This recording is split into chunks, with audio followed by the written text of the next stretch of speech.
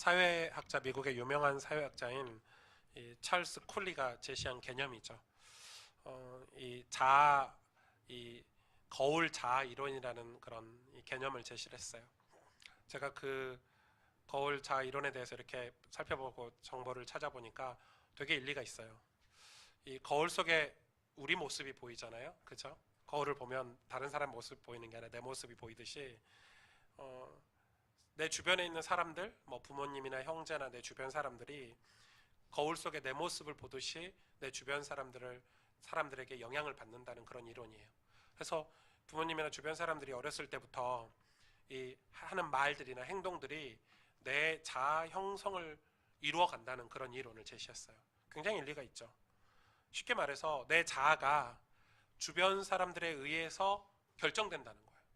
그래서 내 주변 사람들이 하는 말이 내 자아가 형성되는데 지대한 영향을 끼친다. 뭐 그런 말이죠. 그러면서 이제 그 책을 보니까 어떤 책을 보니까 뭐 그런 얘기도 있어요. 그 책 속에 어떤 스토리인데 이걸 설명하기 위한 스토리죠. 2차 세계 2차 대전제 실제 있었던 일이라고 하죠. 이, 이 되게 어려운 가정에 태어나가지고 이 몸을 파는 창녀가 된 거예요. 근데 이제 전쟁이 터졌기 때문에 군인들에게 몸을 수도 없이 강탈당하고 몸도 팔고 뭐 완전히 인생이 여러분 그 몸을 파는 이 여자가 되는 것은 어떤 면에서 여자로서 가장 수치스러운 직업이 아닙니까? 그런데 뭐 인생이 다 포기가 된 상황이죠. 뭐 사람들로부터 뭐이 군인들로부터 좋은 소리를 들었겠습니까? 근데 어느 날 또 그러고 있는데 이 장군이 굉장히 그 높은 장군이 찾아와서 또 몸을 이렇게 팔아야 되는 줄 알고 왔더니 그 장군이 하는 말이 당신이 이렇게 몸을 파는 여자냐고. 저는 당신이 귀부인인 줄 알았다고. 이렇게 말을 해준 겁니다. 그러니까 여자가 예? 제가 귀부인이라뇨. 저는 몸을 파는 아주 몹쓸 아주 뭐 이렇게 얘기하니까 아니다고. 당신 얼굴을 보니까 당신 이 모습을 보니까 귀부인 같다고. 마치 귀부인이 처럼 아주 고상하고 매력 있고 아름답다 이렇게 하고 간 거예요. 헤어진 거죠. 나중에 이제 전쟁을 치르고 있다가 이 장군이 부상을 겪고 이제 사경을 헤매고 있을 때 그 장군에게 누가 병문안을 왔어요. 어떤 귀부인이 실제로 진짜 귀부인이 알고 보니까 그 사람인 거예요. 그러니 장군이 놀란 거죠. 아니 당신이 어떻게 여기를 왔냐고.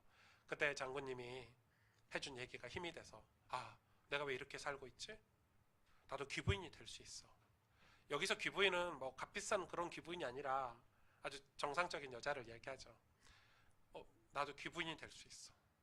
나도 사람들을 가르치고 나라에 도움이 되는 그런 사람이 될 수 있어. 그래서 그때부터 그걸 때려치고 귀부인으로서 삶을 살려고 노력을 해서 귀부인이 실제로 됐다는 거예요.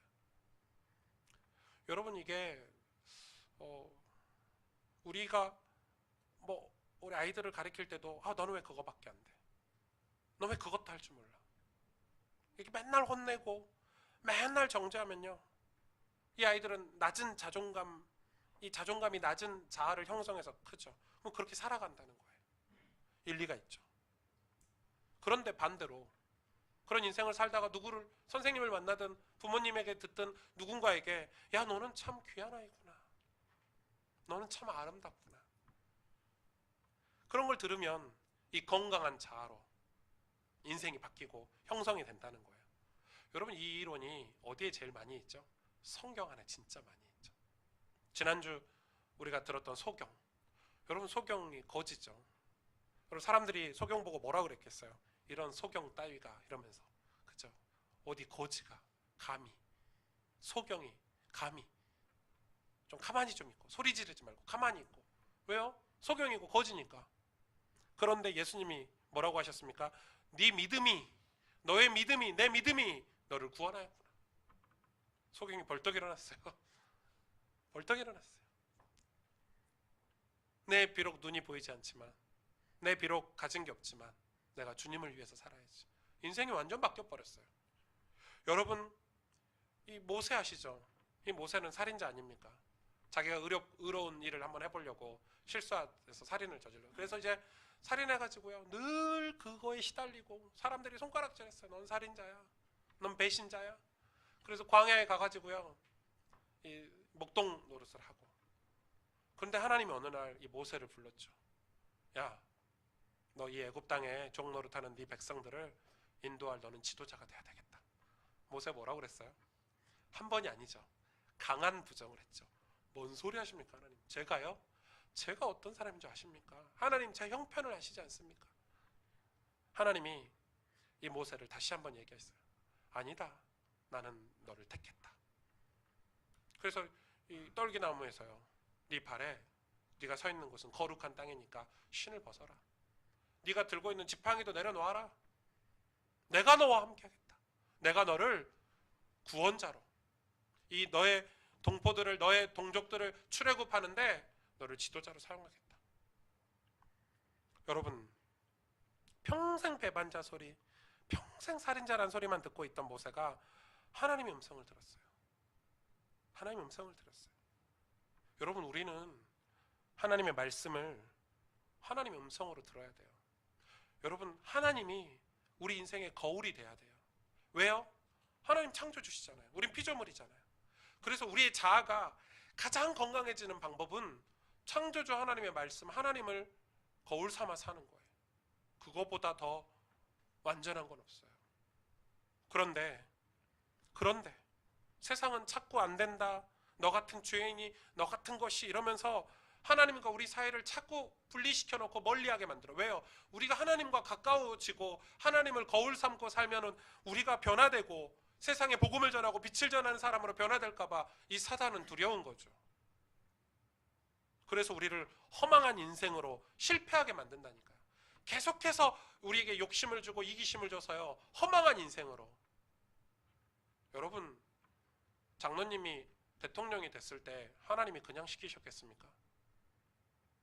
생각해 보십시오. 상식적으로. 믿음의 사람을 중요한 자리에 하나님이 보내셨을 때 그냥 보내셨을까요? 그런데 허망한 인생으로 계속해서 사단은 우리를 속여요. 왜요? 이 말씀, 예수 그리스도의 복음, 하나님을 만나는 이 예배를 소중하게 생각 안 해요. 우리 인생의 거울 삼고 살아야 되는데 우리가 왜 하나님의 말씀을 듣지 못하죠? 오늘 누가복음 19장에 보니까 오늘 본문과 같은 본문이죠. 이 오늘 본문에는 이런 표현이 안 돼 있어요. 누가복음 19장에는 어떻게 표현되어 있냐 보니 41절 42절에 예수님이 예루살렘 성 가까이에 오사 성을 보시고 우셨다고 표현되어 있어요. 오늘 마가복음에는 예수님 우셨다는 표현이 없는데 누가복음에는 우셨다 표현이 되어 있어요. 왜 우셨냐? 이르시되 너도 오늘 평화에 관한 일을 알았더라면 좋을 뻔하였거니와. 이 말씀을 기억하셔야 돼요. 이따가 내 눈에 숨겨졌도다. 이사야 43장에 보니까요, 비슷한 장면이에요. 예언된 말씀이죠.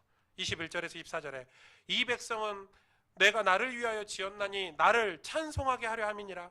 그러나 야곱아 너는 나를 부르지 아니하였고 이스라엘아 너는 나를 괴롭게 여겼으며 내 번제 양을 내게로 가져오지 아니하였고 내 제물로 나를 공경하지도 아니하였느니라. 나는 제물로 말미암아 너를 수고롭게 하지 아니하였고 유황으로 말미암아 너를 괴롭게 하지 아니하였거늘 너는 나를 위하여 돈으로 향품을 사지 아니하며 희생의 기름으로 나를 흡족하게 하지 아니하고 내 죄짐으로 나를 수고롭게 하며 내 죄악으로 나를 괴롭게 하였느니라. 무슨 말이에요? 하나님을 찬송해야 될 하나님의 백성들이 하나님 부르지도 않고 찾지도 않는 거예요. 예수님이 왜 오셨죠? 제가 고독, 외로움 이런 걸 생각을 해보니까 이 고독이나 외로움은 어디서 나오죠? 내 내면에서 나오죠. 이 고독은 군중에서 나오지 않아요. 저도 주변에 친구들이 굉장히 많아요. 근데 친구들과 같이 있는데도 고독이 느껴질 때가 있어요. 근데 주변에 사람이 많은데 굉장히 외롭고 고독할 때가 있어요. 또 어쩔 때는 혼자 있는데 전혀 외롭지 않고 고독하지 않을 때가 있어요. 그 말은 고독이 사람들에게서 나오는 게 아니라는 거예요. 어떤 책에 보니까 신뢰할 수 없는 대상, 신뢰할 수 없는 대상을 만날 때 고독하다고 표현되어 있어요. 맞죠? 그러나 반대로 신뢰할 수 있는 대상을 만날 때는 고독하지 않다는 거예요. 그런데 여러분, 인간이 누구를 신뢰할 수 있습니까? 누구를 의지해서 그 고독과 외로움에서 벗어날 수 있습니까? 하나님 아닙니까? 우리가 하나님의 형상대로 창조되었잖아요. 여러분, 그걸 부정하면 신앙생활을 못하는 거예요. 물고기가 물속에 살도록 창조되었잖아요. 물 떠나 있으면 아무리 좋은 거를 줘도 행복하지 않아요. 다시 물고기를 행복하게 하는 건 물속에 다시 보내주는 거. 인간은 하나님을 신뢰하고 살 때 인간은 행복하게 돼 있어요. 하나님을 거울 삼아 살 때. 그러니까 하나님을 신뢰하지 못하면 뭘 못하게 되죠? 그분의 말씀을 음성으로 들리지 않는 거예요. 그냥 주일날 교회 앉아있지, 그냥 주일날 교회 앉아서 예배 드리는 거지, 하나님을 만나고 하나님의 음성을 듣고 하나님을 내 인생의 거울 삼는 어떤 은혜, 어떤 그런 감동, 어떤 내 삶의 회개와 변화의 시간이 이 예배 시간에 없는 거예요. 그래서 교회 다니는 사람은 수천 명, 수만 명인데 예수 믿는 사람이 없는 시대예요. 오늘 이 예수님이 이 이스라엘 예루살렘 성 안에 있는 이스라엘 백성들을 보고 그걸 탄식하셨어요. 내 음성을 듣지 못하고 우상 곧 사탄의 세상의 음성을 듣고 살아가고 있는 그 이스라엘 백성들을 보고 예수님이 오늘 우셨다고 표현되어 있어요. 우셨다고. 오늘 이 본문을 통해서 우리가 여러분 신앙생활이 뭔지를 좀 찾아봐야 될 것 같아요. 오늘 본문 1장 1절에서 6절에 보니까 그들이 예루살렘에 가까이 와서 감람산 벳바게와 베다니에 이르렀을 때, 이 감람산에는요 골짜기가 있는데요, 이 골짜기 양 끝에 마을이 두 개가 있어요. 그게 벳바게와 베다니라는 마을이에요. 예수께서 제자 중 둘을 보내시며 이르되 너희는 맞은편 마을로 가라. 그 말은 예수님이 지금 벳바게나 베다니에 계시다는 말인 뜻인데 저희 신학자들은 지금 벳바게에 계시다 이렇게 표현을 하고 있어요. 베다니로 사람을 보낸 거죠. 너희는 맞은편 마을로 가라. 그리로 들어가면 곧 아직 아무도 타보지 않는 나귀 새끼가 매여 있는 것을 보리니 풀어 끌고 오라. 만일 누가 너희에게 이렇게 하느냐 묻거든 주가 쓰시겠다 하라. 그리하면 즉시 이리로 보내리라 하시니 제자들이 가서 본즉 실제 가서 보니까 있죠. 나귀 새끼가 문 앞에 거리에 매여 있는지라. 그것을 푸니 거기 있는 사람 중 어떤 이들이 이르되 나귀 새끼를 풀어 무엇 하려느냐 하매 제자들이 예수께서 이르신 대로 말하되 이에 허락하는지라. 이 말씀은 스가랴에 예언된 말씀이 그대로 성취된 장면이에요. 스가랴 14장 4절에 그날에 그의 발이 예수님을 상징하죠. 그의 발이 예수님의 발이 예루살렘 앞 곧 동쪽 감람산에 서실 것이요. 이 벳바게가 동쪽에 있거든요. 감람산은 그 한가운데가 동서로 갈라져 매우 큰 골짜기가 되어서 산 절반은 북으로 절반은 남으로 옮기고. 여러분, 예수님은 하나님이시죠. 예수님은 창조주세요. 사실 예수님은 무엇이든지 마음대로 하실 수 있고 무엇이든지 본인 뜻대로 결정하실 수 있는 분이에요. 그런데 그럼에도 불구하고 오늘 이 예수님의 공생애와 십자가 예루살렘에 입성하는 이런 모든 장면을 살펴볼 때 구약의 말씀, 예언된 하나님의 말씀을 철저하게 따르고 순종하고 그 말씀대로 가고 계신 걸 볼 수 있어요. 좀 심할 만큼, 야 어떻게 이렇게 정확하게 구약의 예언된 말씀대로 그대로 가고 계실까. 오늘 이 스가랴에서의 예언의 말씀대로 이곳에 오셨어요. 그리고 스가랴에서의 예언된 대로 이 새끼 나귀를 얻어다가 타고 예루살렘에 입성한 것까지 모든 것이 이 스가랴에서에 정확하게 기록이 돼 있어요. 말씀대로 나귀 새끼를 구하세요. 아니 나귀 새끼가 없으면 이 종마 말이라도 타고 들어가시면 되잖아요. 그런데 철저하게 말씀대로 살고 있어요. 말씀대로 가고 계세요. 여러분, 우리는 이 하나님의 말씀, 이 말씀을 얼마만큼 신뢰하고 있는가가 굉장히 우리 신앙의 중요한 내용 아닙니까? 저는 사실 우리 인석 장로님 이런 분들이 저를 좀 잘 아시죠. 어렸을 때부터 같이 커서. 저는 제가 교회를 처음 왔을 때는요 얼굴이 새카맸어요. 그래가지고 눈밖에 안 보였대요. 왜냐면 시골에서 농사꾼의 자식으로 와가지고 제 얼굴이 하도 시커매가지고 시커먼스라고 별명을 이렇게 교회에서 놀렸어요 저를. 그럴 만큼 새카맸어요. 농사꾼의 자식이에요. 그것뿐만 아니에요. 제가 시골에서 공부할 수 있는 그런 환경이 전혀 되지 않았어요. 제가 공부하려고 했으면 그런 환경 속에서도 했겠지만 그런 마음이 없었어요. 그래서 도시로 전학 와서 이렇게 이제 실업계 고등학교를 공부를 못했으니까 실업계 고등학교를 가게 됐죠. 근데 그때 그때 그 찰나에 저희 교회 아주 예쁜 선생님 한 분 계셨어요. 마음이 너무 예쁘세요. 이분이 이제 저희 선생님을 하셨는데 저를 되게 예뻐했어요. 이 선생님 저에게 저 공부를 못하고 실업계 고등학교를 간 걸 알고 저를 부르시더라고요. 승주야, 넌 공부하면 되게 잘할 것 같아. 저희 첫 마디가 그거예요. 아직도 생생해요. 그 음성이, 그 떡볶이 집에서 그 말이 아직도 잊혀지지가 않아요. 머리도 매우 좋고, 저 머리 엄청 나쁘거든요, 여러분. 의지도 있어. 너 공부 내가 도와줄 테니까 공부 좀 해볼래? 딱 그러는 거예요. 네, 뭐 어떻게 도와주실 건데요? 이렇게 됐죠. 내 오빠가 의대 다니는데 우리 오빠한테 과외를 좀 받아. 전 돈도 없고. 아니, 그냥 해줄 거야. 우리 오빠도 너네 가르치면서 기본기를 좀 닦아야 돼. 뭐 이러면서. 그래서 저 혼자 얼마나 이 지혜가 있으시냐면요. 저 혼자 공부하면 못할 줄 아시고 목사님 아들이죠. 제 친구하고 둘이 과외를 시켜주셨어요. 그 오빠가 이제 의대 다니는 선생님이셨는데 지금은 이제 의사 선생님 되셨어요. 그 형님도 지혜가 있으세요. 제가 제 친구하고 저하고 공부 차이가 있어요. 제가 못하잖아요. 근데 제가 문제를 풀면 뭐라고 얘기하시냐면, 야, 승주 너 되게 잘한다. 넌 조금만 잘하면 이 영성이보다 더 잘할 수 있을 것 같아. 말이 그래요.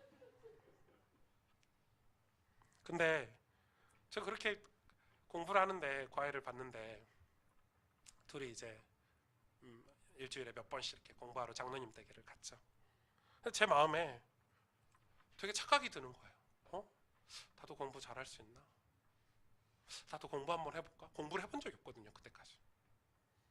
심지어 생각이 바뀌었어요. 그래서 제가 하필이면 나도 잘할 수 있겠구나 이런 생각이 들더라고요. 근데 제가 실업계 학교를 만약에 인문계 학교를 다녔으면 결과가 안 나왔겠죠. 기초가 없으니까. 근데 마침 실업계 학교를 다녔기 때문에 제가 그렇게 공부하다가 첫 시험을 봤어요. 열심히 공부를 했죠. 다른 데 같으면 안 했는데. 놀라운 일이, 기적 같은 일이 벌어졌어요. 첫 시험에 반에서 7등을 한 거예요.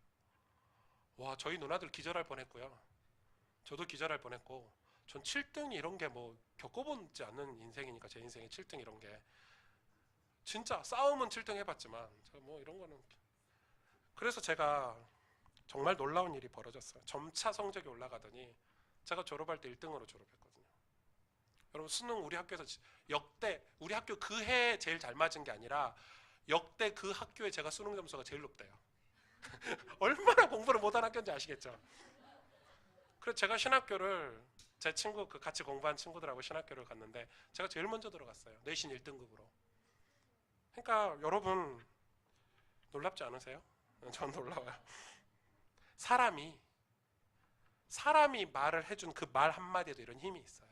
그런데 제가 그 시기에 하나님의 말씀을 들었어요.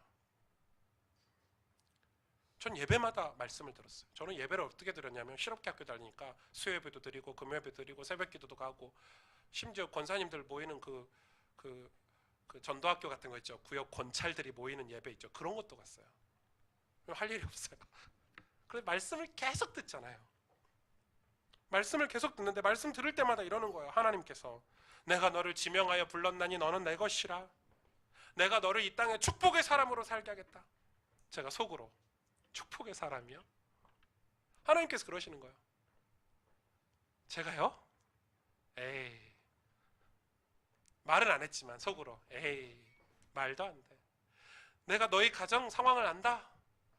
어둠과 이 무너진 저희 가정, 내가 네 손에 복음 전할 때 네 손에 증거거리로 축복의 가정으로. 에이, 하나님 진짜 모르시네 우리 집을. 하나님 진짜 뭘 모르시네. 제가 그랬다니까요. 기도도 안 나와요. 근데요, 예배 드릴 때마다 저한테 음성을 들려주셨어요. 심지어 뭐라고 그러냐면, 내가 너를 복음 전하는 믿음의 사람으로 세워줄 테니까 믿고 기도하고 준비해라 이러는 거예요. 근데 그게 점차 제 생각도 바꾸고 제 삶도 바꾸고, 나중에는 믿음의 삶이 뭐지? 믿음으로 산다는 게 뭐지? 축복된 삶이 뭐지가 궁금하니까요, 믿음의 사람들에 관한 책을 사다 읽기 시작했어요. 그게 아니에요. 말씀을 가지고 붙잡고 기도하기 시작했어요. 믿는다는 말이죠. 믿으니까 기도하러 갔겠죠. 여러분, 제 가족들이나 제 친구들이 공부도 못하고 가난하고 모자란 제가 야, 나 이번에 주일날 예배 시간에 이런 말씀을 받았어, 나 이런 사람이 될 것이다 하면 믿기나 했을까요? 그것조차 부끄러워서 말도 못했어요.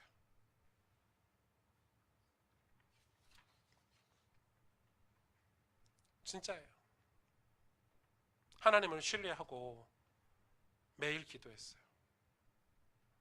가정복음화 매일 기도했어요. 내 힘으로 할 수 있는 게 아무것도 없었어요. 불가능하게 보였어요. 여러분, 완전히 불가능하게 보여요. 근데 하나님은 하시겠대요.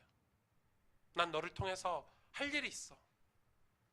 네가 나를 위해서 살면 너를 축복할 거야. 너 나에게 의지해. 나를 매달려. 여러분, 그게요, 예배 시간마다 가슴에 이렇게 팍 부딪혔어요. 그 말씀 붙잡고요, 진짜 미련하리만큼 기도했어요. 여러분, 하나님 말씀이 여러분 인생에 거울이 딱 돼야 돼요. 우리 자아가.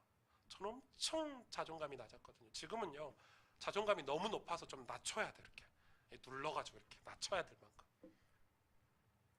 오늘 보세요. 마가복음 11장 7절에 나귀 새끼를 예수께로 끌고 와서 자기들의 겉옷을 그 위에 얹어 놓음에 예수께서 타시니 그랬죠. 스가랴 9장 9절의 말씀이 성취됐죠. 시온에 따라 크게 기뻐할지어다. 예루살렘에 따라 즐거이 부를지어다. 보라, 내 왕이 내게 임하시나니 그는 공의로우시며 구원을 베푸시며 겸손하여서 나귀를 타시나니. 그냥 나귀를 타는 게 아니죠. 나귀의 작은 것 곧 나귀 새끼니라. 이게 그대로 성취가 됐죠. 근데 이거는 조금 그 시절 그 고대 근동 지방의 전쟁의 역사와 좀 맞물려 있어요. 의미가 있어요. 예수님이 하시는 행동들이요, 전부 그냥 막 하시는 게 아니에요. 그 고대 근동의 전쟁의 그 전쟁을 할 때 이 적장끼리 만나잖아요. 지금처럼 막 싸우지 않고 적장끼리 만나죠. 만나는데 이 적장이 나귀를 타고 오면 어떤 의미냐면, 나 당신들과 싸울 마음이 없어. 평화 조약을 맺겠다. 이런 의미가 있대요. 그런데 종마, 말을 타고 오면 난 너희를 정복하겠다. 난 싸우겠다. 이런 의미가 있대요. 그래서 뭐 타고 오면 이미 다 아는 거예요. 예수님은 지금 말씀대로 나귀 중에서 가장 연약하고 가장 힘이 없는 나귀 새끼를 타고 예루살렘에 들어가시겠다는 거예요. 무슨 의미가 있죠? 평화의 왕으로, 화평의 왕으로, 싸우지 않고 십자가로 해서 죽기 위해서, 종이 되기 위해서 지금 예루살렘에 입성하겠다는 거예요. 여러분, 지금 예수님이 싸우러 온 게 아니고, 예수님이 지금 이 이스라엘을 정복하러 오신 게 아니고 죽기 위해서 평화의 왕으로, 화평의 왕으로 오신 거예요. 여러분, 하나님이 예수님을 우리에게 보내주실 때는 우리를 멸하시려고, 우리를 벌하시려고, 우리를 정죄하기 위해서 보내신 게 아니에요. 여러분, 예수님을 그렇게 받아들이시면 안 돼요. 우리를 책망하기 위해서 보내신 게 아니라니까요. 우리를 사랑하셔서 우리를 구원해 주시려고, 구원을 베푸시고 공의로우신 하나님이 겸손하여서 우리에게 찾아오셨어요. 이사야 53장 1절에서 3절, 우리가 전한 것을 누가 믿었느냐? 여호와의 팔이 누구에게 나타났느냐? 그는 주 앞에서 자라나기를 연한 순 같고 마른 땅에서 나온 뿌리 같아서 고운 모양도 없고 풍채도 없은즉 우리가 보기에 흠모할 만한 아름다운 것이 없도다. 그는 멸시를 받아 사람들에게 버림받았으며 강고를 많이 겪었으며 질고를 아는 자라. 마치 사람들이 그에게서 얼굴을 가리는 것 같이 멸시를 당하였고 우리도 그를 귀히 여기지 아니하였도다. 예수님이 이렇게 우리에게 오셨죠. 그런데 이 이스라엘 백성들이 예수님을 어떻게 이해하고 있었냐, 예수님을 어떻게 오해하고 있었냐, 그걸 보려고 해요. 마가복음 오늘 11장 8절에서 10절이에요. 많은 사람들은 자기들의 겉옷을, 또 다른 이들은 들에서 벤 나뭇가지를 막 겉옷 벗어서 이 길바닥에 깔고 이 나뭇가지 잘라가지고 길에 깔고 앞에서 가고 뒤에서 따르는 자들이 소리를 지르되 호산나 찬송하리로다. 주의 이름으로 오시는 이여 찬송하리로다. 오는 우리 조상 다윗의 나라여 가장 높은 곳에서 호산나 하더라. 이것도 예언된 말씀이죠. 예루살렘에 입성할 때 사람들이 영광을 하나님께 즐거이 부르도록 크게 기뻐하도록. 근데요, 이 예수님께 찬송하는 이 사람들, 예수님께 찬송하는 이스라엘 백성들의 찬송은 좀 다른 의미가 있어요. 이 사람들 지금 뭐라고 찬송하죠? 다윗의 나라여, 이렇게 찬송하죠. 다시 말해서 강력한 나라, 로마의 압제에서 해방받고 이제 옛날 다윗의 나라처럼 부강하고 강력한 왕국을 꿈꾸는 그런 찬송이었어요. 증거가 뭐죠? 나중에 예수님이 본인들 뜻대로 본인들이 생각했던 대로 예수님이 강력한 왕국을 이루지 않고 십자가에 못 박혀 죽으려고 연약하게 무기력한 모습을 보이니까요, 이 사람들이, 이 예수님을 호산나 찬송했던 이 사람들이 돌변해서요, 돌을 던지고 십자가를 지게 하라 소리치고 앞장서서 침을 뱉고, 여러분 나중에 확인하실 거예요. 이 사람들이 돌변했다니까요. 나뭇가지를 꺾어서 바닥에 깔고 자기의 겉옷을 바닥에 깔던 그 사람들이 나중에 예수님이 자기들이 원하는 모습으로 가지 않자 돌을 던지고 침을 뱉었어요. 우리의 모습이지 않습니까? 우리가 예수님을 모셨어요. 예수님이 우리에게 찾아오셨어요. 근데 우리는 예수님에 대해서 너무 참 잘 모르는 것 같지 않습니까?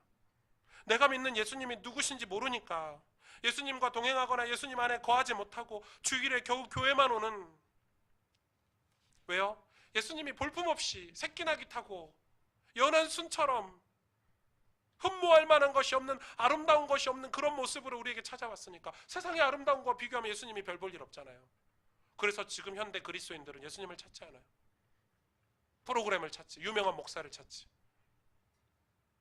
휘황찬란한 어떤 컨퍼런스를 찾지, 예수님을 찾지 않아요.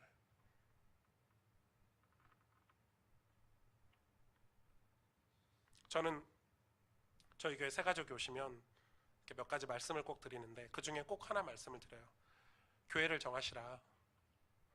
교회를 택할 때 저희 교회가 아니어도 되는데, 그래서 등록을 안 시키죠. 교회를 좋은, 자기하고 맞는 교회를 찾아라. 자기하고 잘 맞는 교회를 선택할 때 기준이 뭐냐면 말씀이, 설교가 나하고 맞아야 된다. 근데 여러분 이제 제 말을 이제 잘 못 알아들으시잖아요. 설교가 잘 맞는다는 것은 내게 듣기 좋은 설교, 그건 잘 맞는 설교가 아니에요. 그건 나를 죽이는 설교예요. 뭐 축복받아라, 성공해라, 이거는 좋은 설교가, 좋은 설교는 뭐죠? 내 마음과 내 삶을 변화시켜줄 말씀이 좋은 설교예요. 내가 지금 방황하고 있으면 정신 차려라고 하는 설교가 좋은 설교예요. 내가 지금 죄 속에 있으면 죄에서 벗어나라고 하는 설교가 좋은 설교예요. 그렇지 않아요? 선생님도 그런 선생님이 좋은 선생님이에요. 부모님도 그런 부모님이 좋은 부모님이에요. 나쁜 길 가는데 가만히 보고 있으면 좋은 선생님 아니죠. 하나님이 우리에게 좋은 것을 주시려고 하세요. 예수님을 우리에게 보내셨을 때 좋은 거를 주려고 예수님 우리에게 보내셨어요. 좋은 게 뭐예요? 이 이스라엘 백성, 타락한 백성들이 원하는 게 강력한 나라입니까?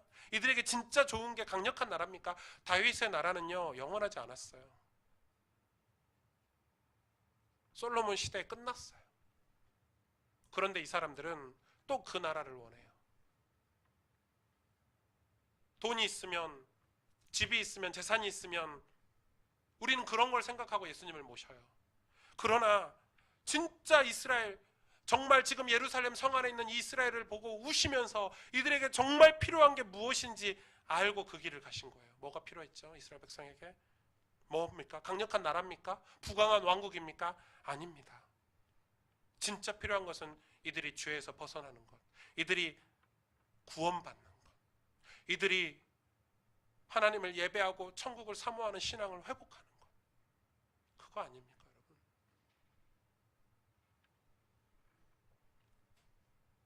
그래서 그 오랜 역사를 기다렸던 메시아가 오셨음에도 그들은 잘못된 신앙생활, 잘못된 기도, 잘못된 소망을 가지고 살았기 때문에 그 예수 그리스도를 눈치채지도 못하고.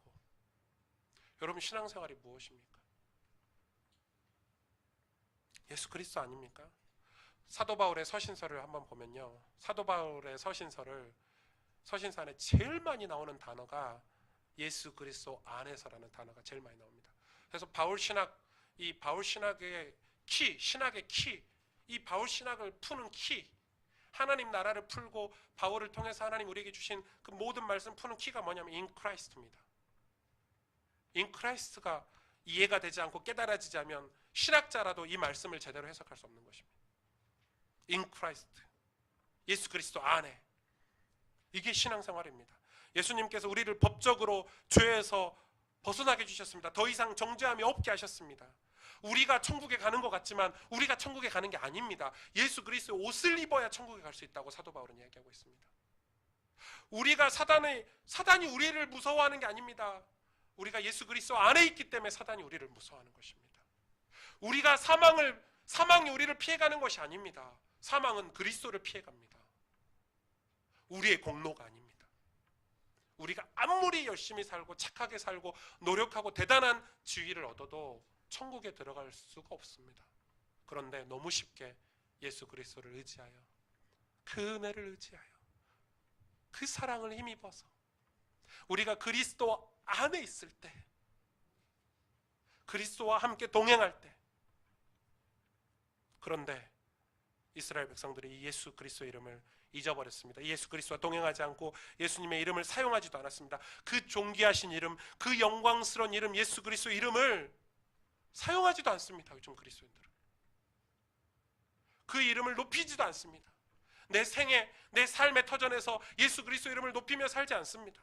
바라보지도 않습니다. 그 예수 그리스도를 바라봐야 되는데 거울처럼 바라보지도 않습니다. 그게 이 시대 교회 문제가 아닌가요? 예수를 믿지 않습니다.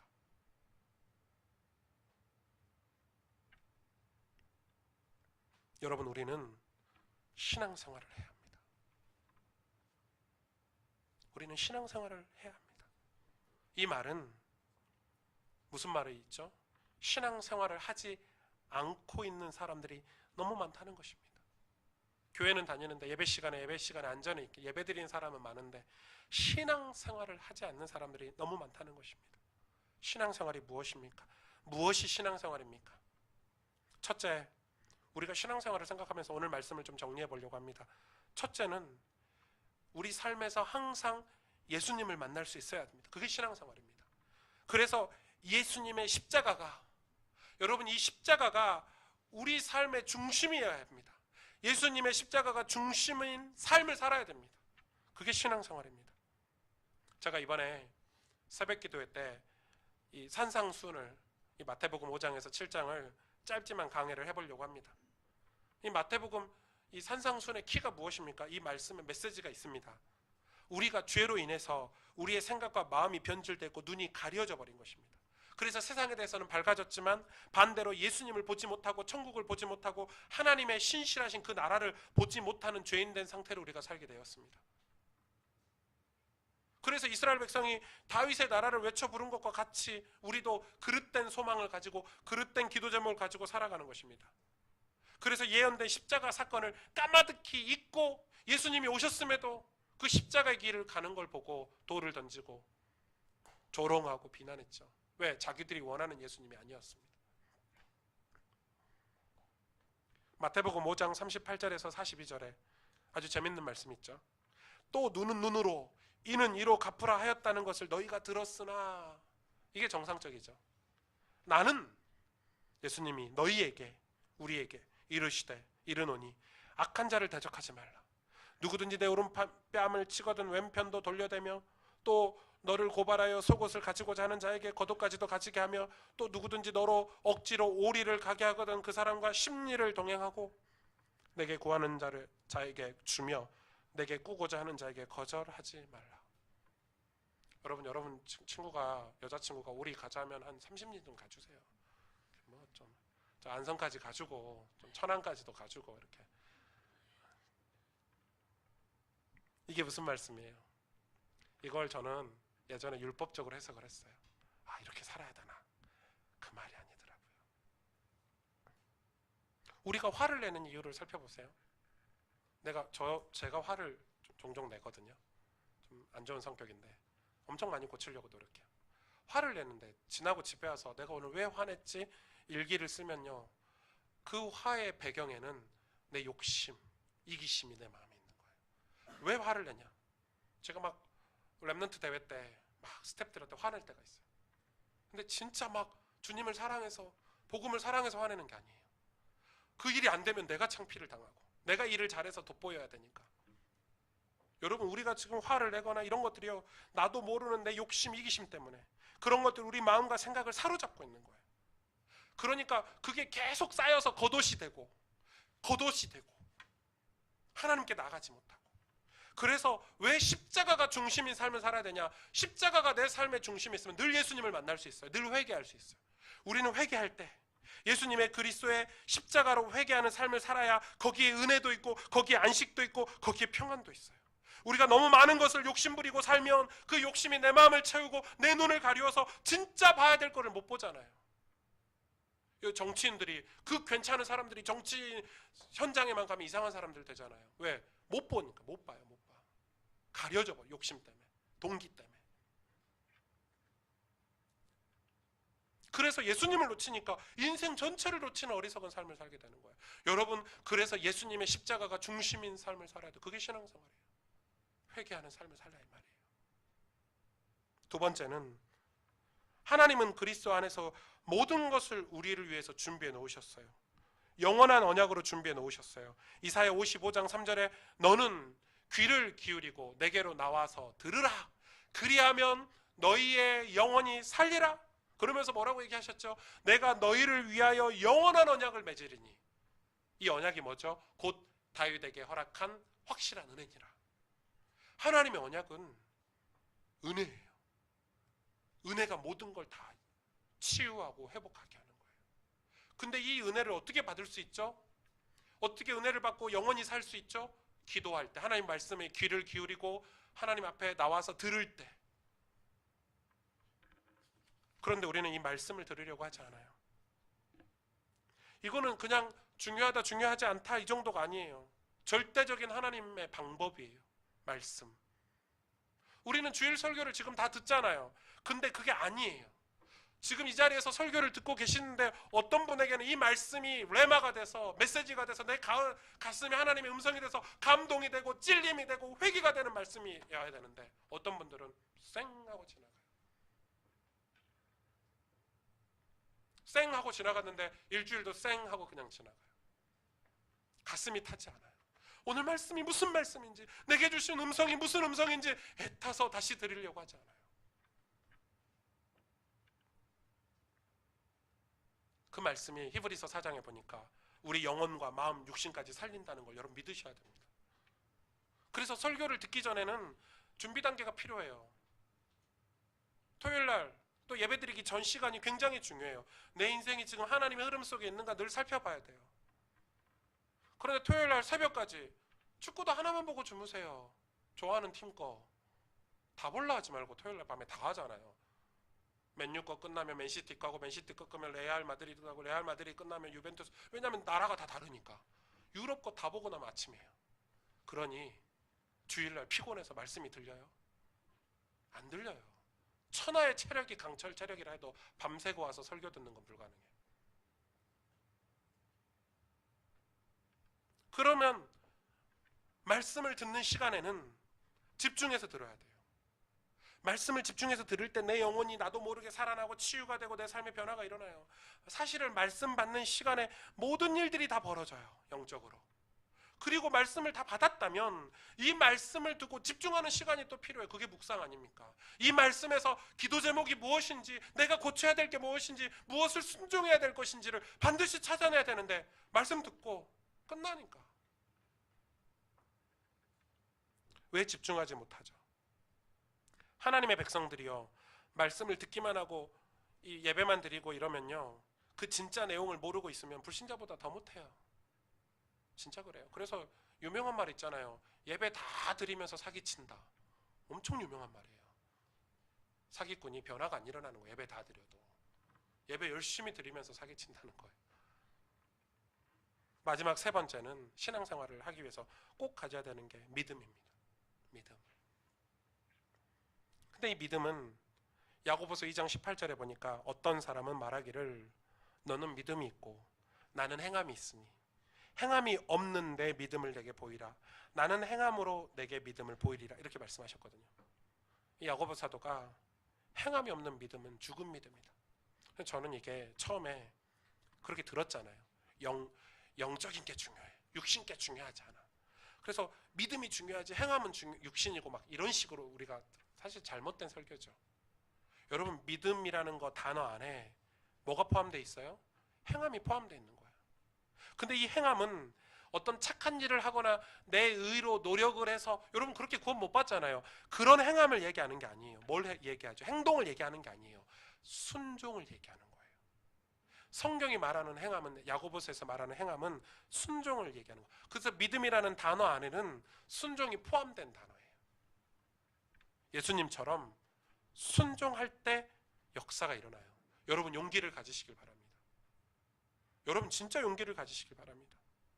하나님께서 당신의 백성을 그냥 저와 여러분을 그냥 세상에서 막 살라고 보내신 게 아닙니다. 그런데 우리가 믿지 못하니까 하나님의 의로우심을 믿지 못하니까 저 불의를 무서워하고 두려워하고 걱정하고 좌절하고 하나님의 의로우심을 믿지 못하니까 낙심하고 여러분 하나님의 살아계심을 믿으시길 바랍니다. 그래서요 우리가 어쩔 때는 막 계산하고 살면 편안해요. 그러나 평안은 거기 없어요. 믿음으로 살 때 평안이 있는 거예요. 하나님께 내 인생을 맡기고 살 때 in Christ가 될 때 우리 인생에 진짜 평안이 있어요.